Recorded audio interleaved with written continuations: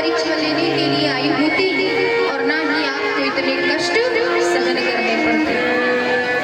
इसलिए यदि आपकी मैं किसी भी इच्छा को पूर्ण कर सकूं तो मैं अपने आप को धन्य समझूंगा। यही कारण है कि भगवान श्री राम जी माता सती से वरदान मांगने के लिए कहते हैं। उस समय मैया सती भगवान श्री राम से वर की याचना करती हैं। वो वर क्या मांगती है, वरदान क्या मांगती है कि जो प्रभु दीने दयालु कहावा,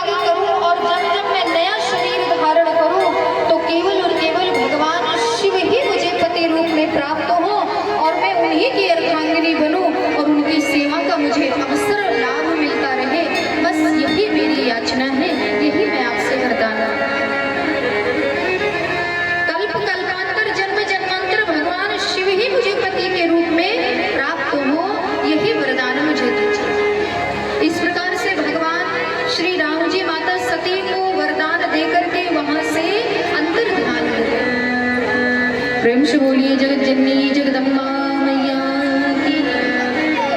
और सज्जनों, वही माता सती शरीर का परित्याग करने के पश्चात हिमालय राज के यहाँ उनकी पुत्री के रूप में अवतार लेती है, जो पार्वती जी के नाम से सारे संसार में विख्यात होती है। मैया का नया जीवन, मैया ने नया शरीर धारण किया, नया जन्म धारण किया और हिमालय राज के यहाँ माता पार्वती उनकी पुत्री के रूप में प्रकट हुई।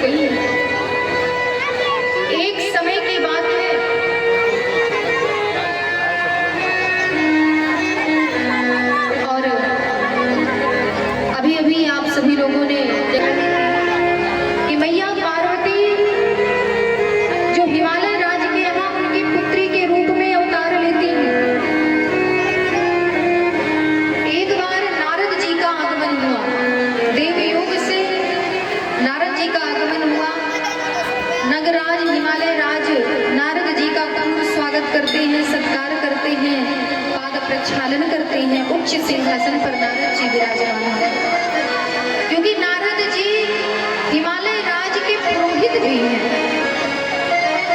इसलिए हिमालय राज ने नारद जी का खूब सम्मान किया है। स्वयं तो प्रणाम किया पति पत्नी ने, अपनी पुत्री पार्वती को भी बुलाया और बुला करके पार्वती जी को नारद जी के चरणों में प्रणाम कराया। सज्जनों, नारद जी ने माता पार्वती को खूब आशीर्वाद दिया। अंत में माता पिता ने नारद जी से पूछा कि हे नारद जी, आप तो त्रिकालदर्शी हैं, भूत भविष्य वर्तमान सब कुछ आप जानते हैं, इसलिए कृपा करके जरा मेरी पुत्री की हस्तरेखा को देखिए और कृपा करके बताइए कि इसके भाग्य में विधाता ने क्या लिखा है।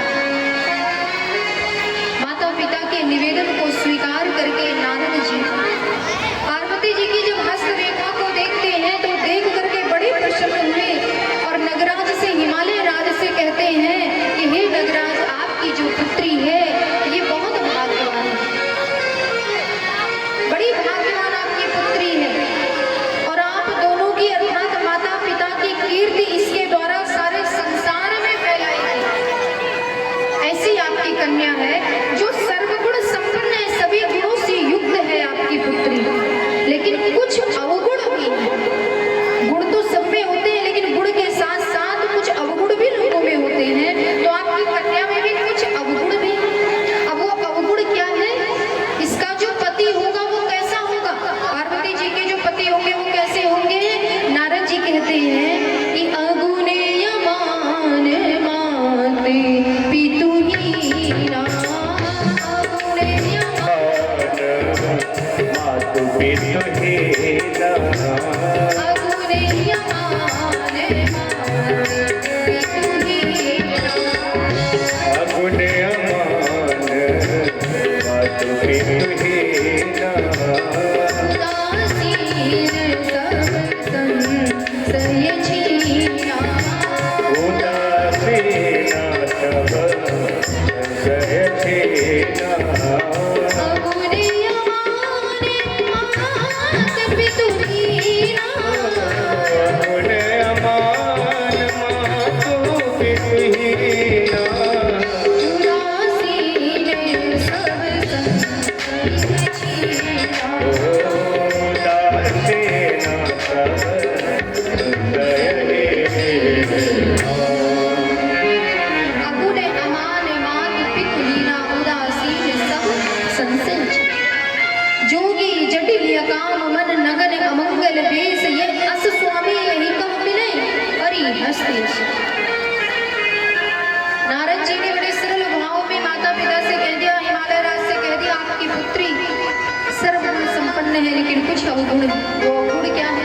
कि इसका जो पति होगा वो माता पिता से हीन होगा, ना तो माता का पता होगा और ना ही पिता का पता होगा, ना आदि का पता होगा ना अंत का पता होगा, जो एकांकी निवास करने वाला होगा, अकेला रहने वाला होगा, जिसके आगे पीछे कोई नहीं होगा, कोई परिवार कोई नहीं, अकेला रहने वाला, और जिसकी वेशभूषा बड़ी अमंगलकारी होगी, ऐसा स्वामी इसको प्राप्त होगा।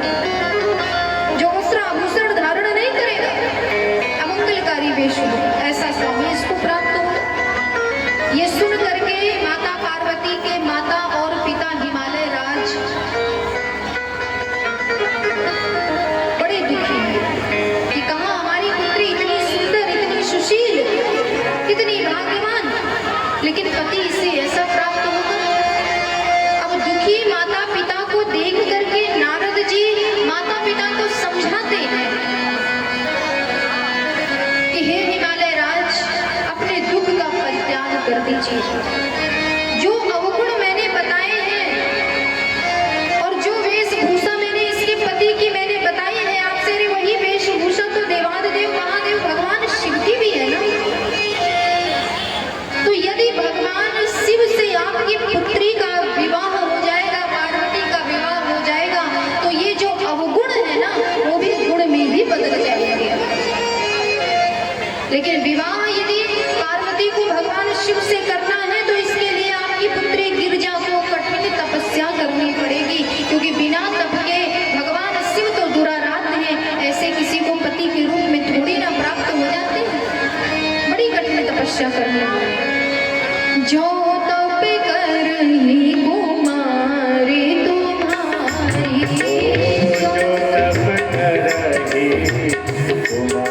तुम्हारी भावी में टिकट त्रिपुरारी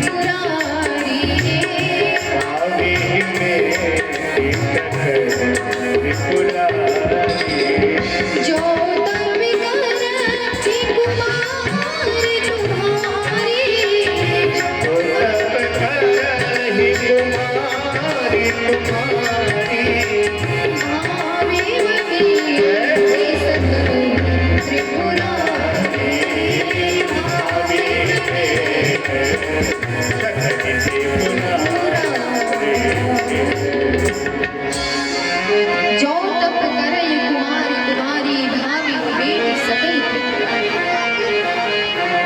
यदि आपकी पुत्री गिरिजा कठिन तपस्या करेगी तो भगवान शिव ही इसे पति रूप में प्राप्त होंगे, क्योंकि भावी को मेटने की शक्ति यदि किसी में है तो वो केवल और केवल भगवान शिव में है, और किसी में नहीं। ये सुन करके तो माता पिता और दुखी हो गए कि कहाँ मेरी पुत्री, अभी इतनी छोटी सी उम्र है मेरी पुत्री की जो महल में निवास करने वाली है, क्या इतनी छोटी उम्र में ये वन में जाकर के तपस्या कर सकती है?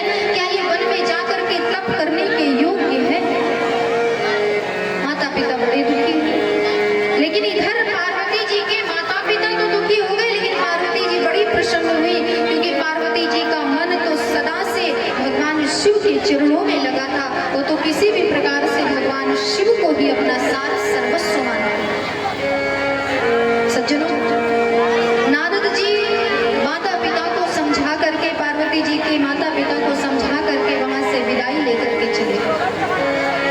इधर माता पार्वती अपने माता पिता को बहुत प्रकार से समझाती हैं कि हे पिताश्री, हे मैया, मुझे वन जाने की अनुमति प्रदान करिए, जिससे कि मैं वन जा करके वहां पर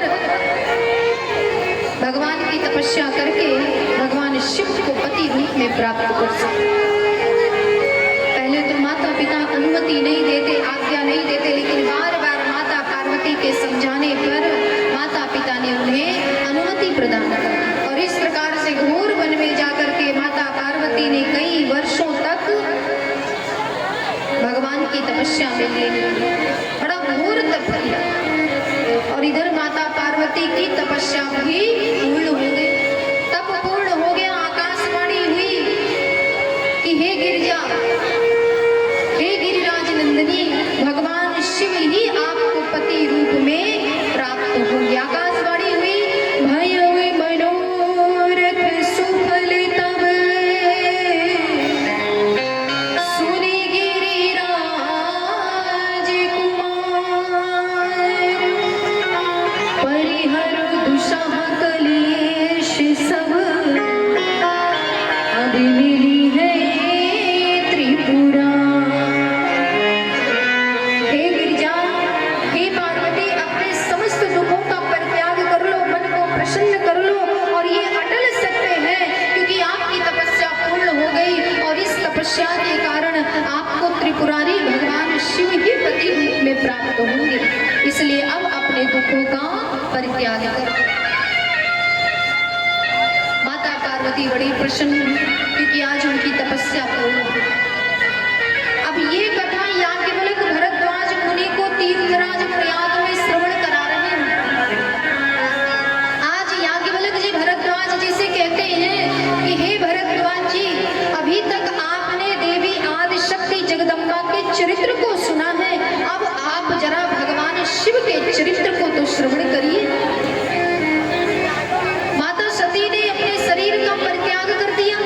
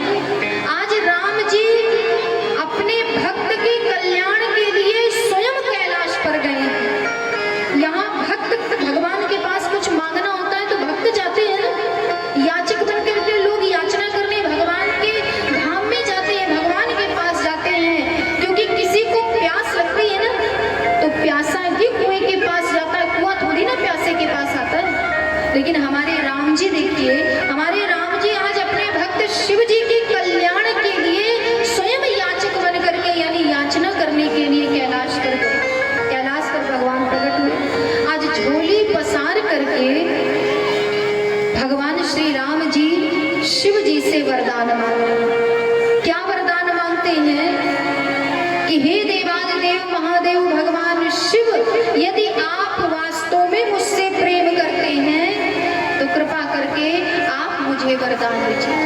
वर की याचना करते, वरदान मांगते, और साथ ही साथ भगवान श्री राम जी पार्वती जी के विषय में चर्चा भी करते हैं। शिव जी को पहले समझाने का प्रयास करते हैं कि हे देवादिदेव महादेव, यद्यपि माता सती ने जो अपराध किया था उसका दंड तो उनको मिल चुका है, और उन्होंने शरीर का परित्याग करके पुनः नया शरीर भी धारण कर लिया है। माता ने पार्वती के रूप में अवतार भी वो ले चुकी है, जो हिमालय राज के यहाँ उनकी पुत्री के रूप में उनके घर के आंगन में निवास कर रही है, और जिन्होंने आपको पति के रूप में प्राप्त करने के लिए बड़ी कठिन तपस्या भी की है।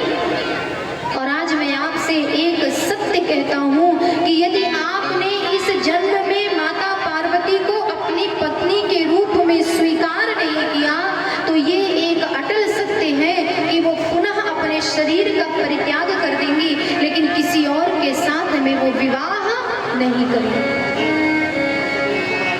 और यही कारण है कि माता पार्वती जी, ये सत्य है कि यदि भगवान शिव ने उन्हें पत्नी के रूप में स्वीकार नहीं किया होता तो माता किसी और से विवाह थोड़ी न करती, भले शरीर का परित्याग करती। तो राम जी के समझाने पर और राम जी के वर याचना करने पर याचना कर रहे हैं कि हे प्रभु, हे देवादिदेव महादेव, यदि वास्तव में आप मुझसे प्रेम करते हैं तो कृपा करके आप हिमालय राज की पुत्री माता पार्वती से विवाह करेंगे, ऐसा मुझे वरदान दीजिए।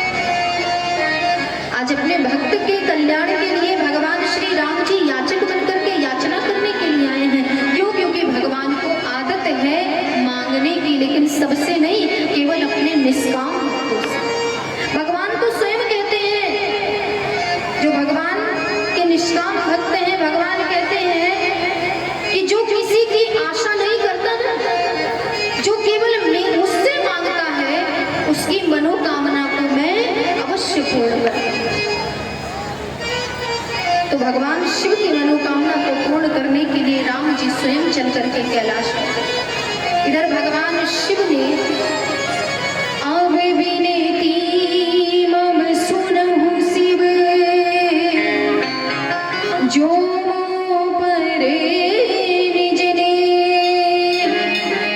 जाय विवाह शैल जेहि, यहाँ वरी मांगे दे।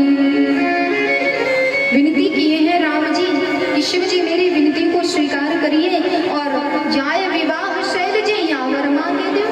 ये वरदान दीजिए कि हिमालय राज की पुत्री से आप विवाह करेंगे, पार्वती से विवाह करेंगे, ऐसा वरदान दीजिए। तो राम जी की वर की याचना को भगवान शिव ने उसे राम जी की आज्ञा मान करके सिरोधारी कर लिया कि जब मेरे प्रभु की यही इच्छा है कि मैं पार्वती से विवाह करूं तो मैं अपने प्रभु की इच्छा को मार थोड़ी न सकता हूं। मेरे प्रभु की यदि यही इच्छा है तो मैं उनकी इच्छा को किसी भी प्रकार से पूर्ण करूंगा। अर्थात शिव जी की जो भक्ति है राम जी के प्रति वो निष्काम भक्ति है, और उसी भक्ति और भाव के कारण भगवान शिव ने राम जी की आज्ञा को स्वीकार कर लिया, सिरोधार कर लिया, और मन ही मन विवाह के लिए तैयार हो गए कि मेरे प्रभु की इच्छा है तो विवाह तो करना ही पड़ेगा। इधर राम जी वर की याचना करके वहां से अंतर्धान। उसी समय सप्त ऋषियों का आगमन हुआ। सप्त ऋषियों का जैसे ही आगमन हुआ तो भगवान शिव ने सप्त ऋषियों को देख करके उनको आज्ञा दी कि हे सप्त ऋषि गणों, आप इसी क्षण इसी समय जाइए और जा करके पार्वती के प्रेम की परीक्षा लेकर के आए। सप्त ऋषि गण गए, भगवान शिव की आज्ञा का पालन किया, और जहाँ पर माता पार्वती जिस वन में तपस्या कर रही थी वहीं पर जा करके उनकी परीक्षा लेने का प्रयत्न करते हैं। सज्जनों, सारे संसार की परीक्षा लेने वाली माता आदिशक्ति जगदम्बा की परीक्षा लेने के लिए सप्त ऋषिगण हैं। आज सप्त ऋषिगण किस प्रकार से माता पार्वती की परीक्षा ले रहे हैं? सबसे पहले तो माता पार्वती को देख करके ये सप्त ऋषिगण बार बार एक ही बात पूछ रहे हैं कि देवी कहिए, आपने किस कारण इतनी कठिन तपस्या की? किसके लिए आपने इतना कठिन तप किया है? मर्म की बात यानी गूढ़ रहस्य की बात हमसे सत्य सत्य बताना, क्यों आपने इतनी कठिन तपस्या की? लेकिन फिर भी माता पार्वती को संकोच हो रहा है कि ये सारे ऋषिगण हमसे बड़े हैं, हमसे श्रेष्ठ हैं, कैसे मैं अपने मुख से वर्णन कैसे बताऊं?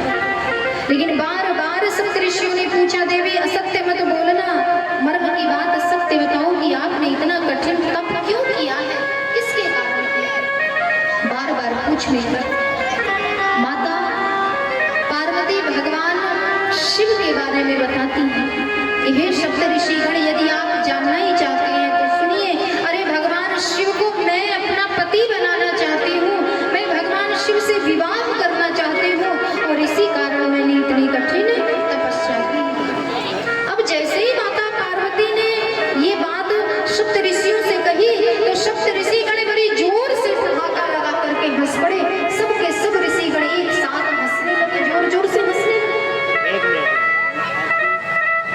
लोग बैठे हैं और बार बार कथा के माध्यम से मैं एक ही बात कहती हूँ कि भगवान का नाम लेने में, जयकारा बोलने में आपको क्यों शर्म आती है? ये अच्छी बात है। बैठे हैं भगवान के धाम में, कथा श्रवण करने के लिए बैठे हैं, कितना भी बार आपको बोला जाए लेकिन आप लोगों को समझ में नहीं आता। तो एक बार जरा जोर से भगवान के नाम का जयकारा लगाएं, जिससे कि आपको भी आनंद आए और मुझे भी अच्छा लगे। प्रेम से बोलिए आदिशक्ति जगदम्बा मैया की, प्रेम से बोलिए श्री सीताराम नाम महाराज की। देखिए, शरीर मानव का शरीर जो है किसका दिया हुआ है? भगवान का। अब सबके पास आवाज है, बोलने की शक्ति माता सरस्वती ने सबको दी है। अभी झगड़ा करना हो, किसी से प्रपंच करना हो, एक दूसरे की चुगली करना हो, तो वहां पर आपको ना तो शर्म आती है ना लज्जा। जहां शर्म